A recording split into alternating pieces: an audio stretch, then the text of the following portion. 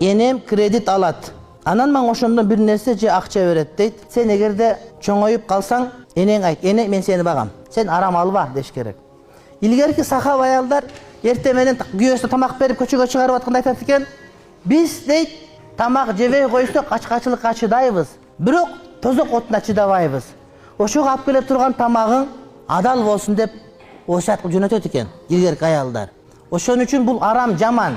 Имам Шафиден сурашыптыр. Айтыңызчы, Курандагы эң коркунучтуу аят кайсыл десе, окуп айтыптыр. Бул сүткорлук процент кредит болгон дептир.